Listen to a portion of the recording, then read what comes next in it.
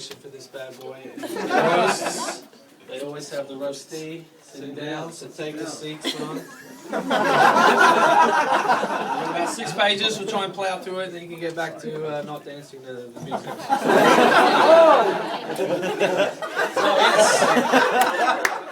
In the last week or so, putting this speech/roast together, it's become even more clear to me than usual that Dan, or Dion as I call him, forgive me if I slip into that, is one clean-cut son of a bitch. My apologies to Mom. You're more likely to find dirt on an obsessive-compulsive germaphobe than you are on this kid right here. Truly, Dan is the Prince William of our family. Only without the bald patch and with better teeth. Now, I mentioned the teeth so I can point out the fact that it was I who first sat the parents down in the kitchen and demanded that they get him braces. So to the 3 or 4, maybe 5 ladies out there hoping to get their Mac on with Dan by the end of the night. You know, some of the gentlemen evidently. When those pearly whites come at you like the jaws of death, spare a thought for me and the gap between my front teeth large enough to fly a small plane through it. Now, it's this kind of nurturing and looking out for Dan that wasn't that rare in our household. With 4 older siblings, we did our darnest to make sure that he had the finest pedigree of breeding, although the bulk of our efforts seemed to focus on exposing him to as much quality television programming as we could. Play school and Sesame Street were told to get bent. We were force-feeding Dan episodes of The Simpsons before he'd uttered his first words, and by the time he hit grade prep, he was doing the Kramer slide into the classroom. And for the majority of you, especially those who have come into Dan's life in the last few years, this won't sound surprising, because he's turned out to be a pretty hip cat, no doubt. But for anyone looking at this shining testament to all things indie, with his tight pants, and his tumbler, and his Super 8 cameras, and his Wes Anderson film soundtrack ringtones, and his tagged After Dark social club profile pictures, and of course his little red scarf.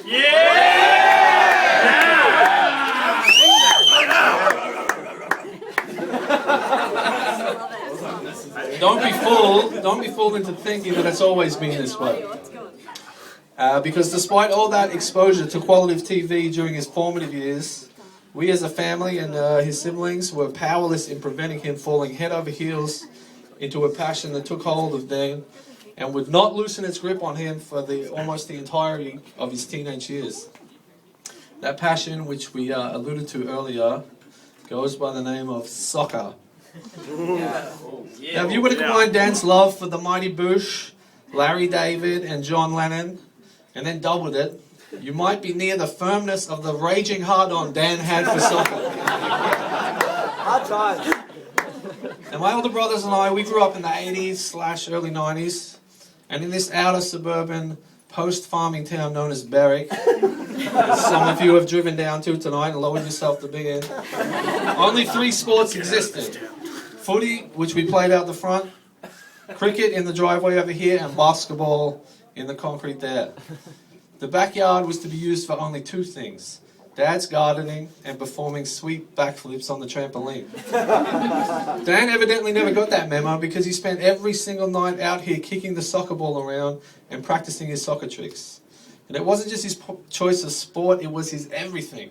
If you look at Dan's internet browsing history these days, what are you going to find? Facebook, Pitchfork.com, IMDb, Rotten Tomatoes, YouJizz.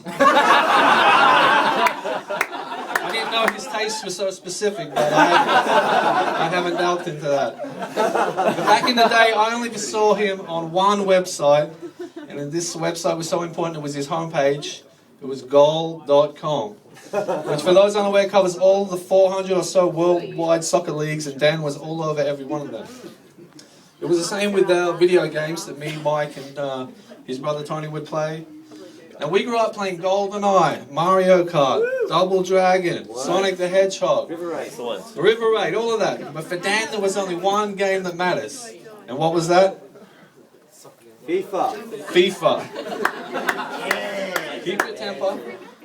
I'm not exaggerating when I say this is the only game I saw him play over and over again.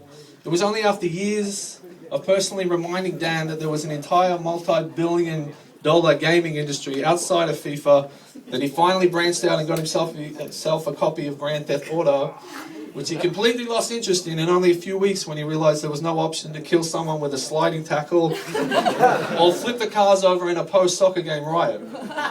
But times changed, thank God.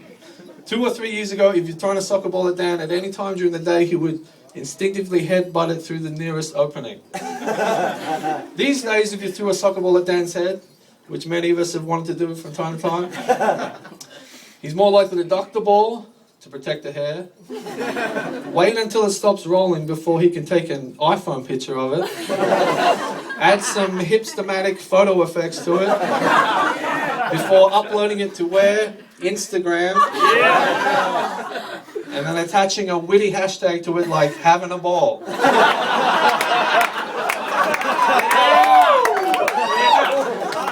If you can sense my frustration with Dan's lifestyle choices, it's because perhaps more than the other siblings, I tried to steer Dan into being a younger, better version of myself. After all, he's the only younger brother I'll ever have.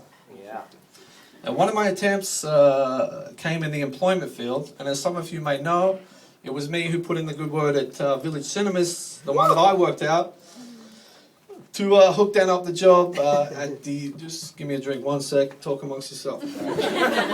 So, what a gay horses eat.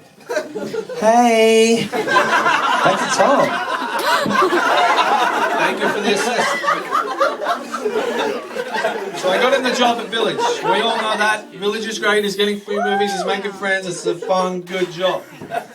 But there are some out there who won't know about Dan's first job that I also got him at Berwick McDonald's. Now I spent 7 proud, rambunctious years there with the Golden Arches, but the 18 months or so that Dan endured with Ronald and friends was not quite as gratifying as the time I spent with them.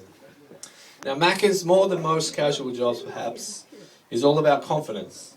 They throw you in the deep end for day one until you slowly build up enough confidence until you're either a hero, thank you, taxi, blah blah blah, either you're a hero to the younger teenage morons like I became, or until you're a big enough jerk to become a crew trainer or assistant manager.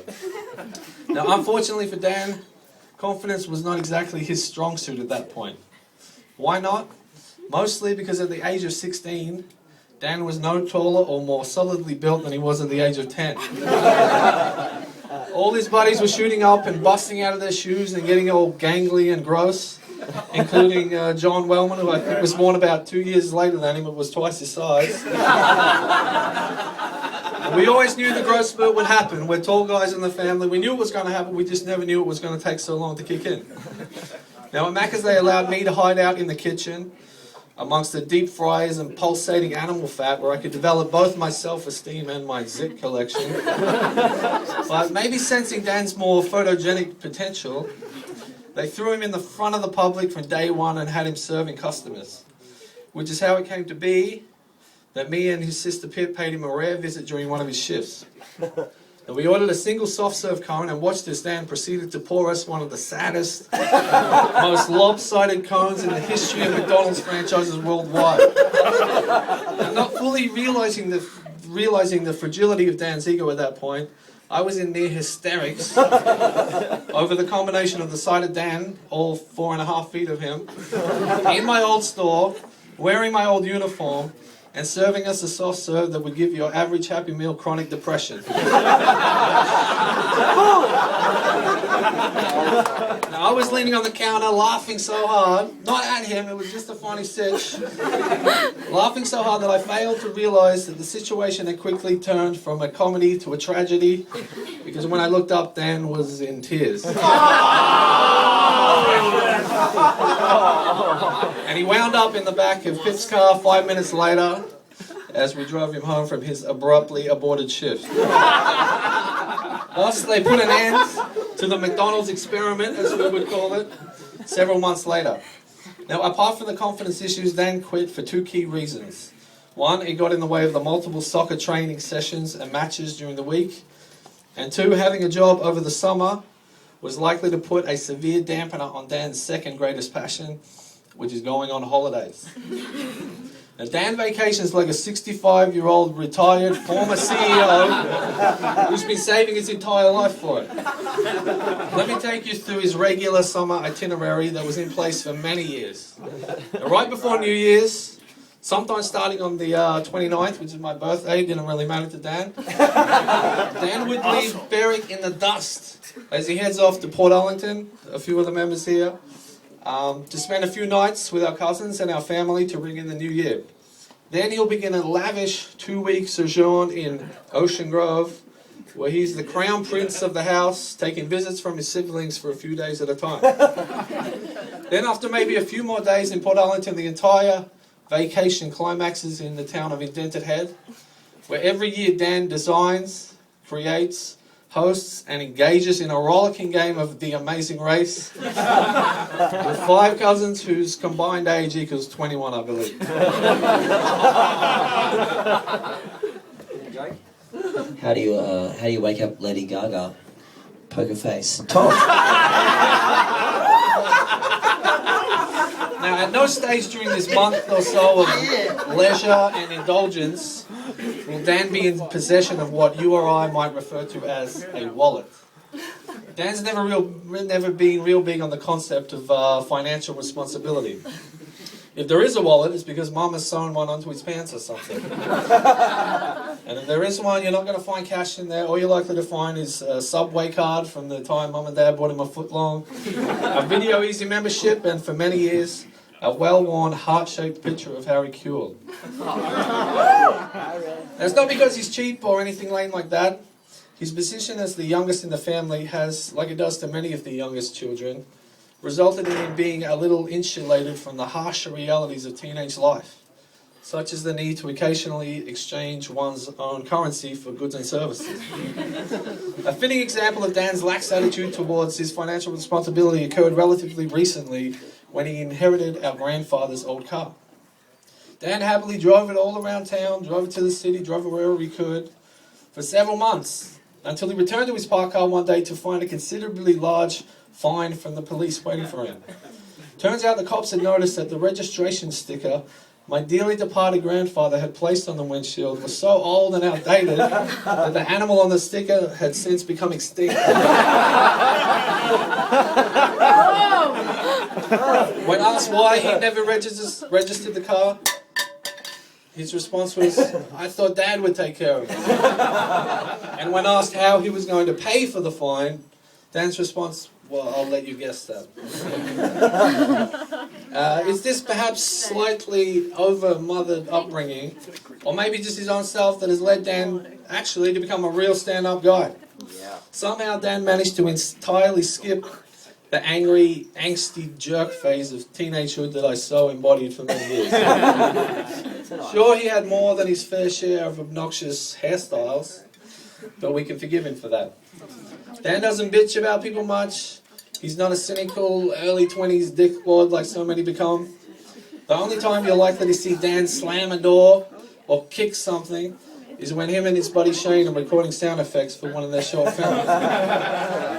And truly anyone who could have lived along with our parents for the past few years as they continued their slow descent into dementia without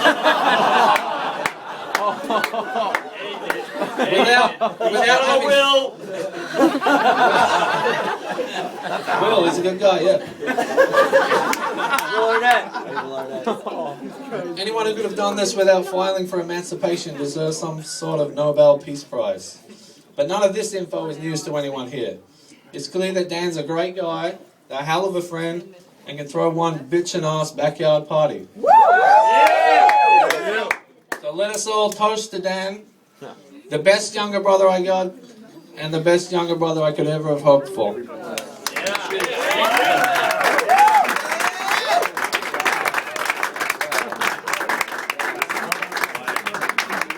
I've been looking forward to that for about 3 weeks. Tom.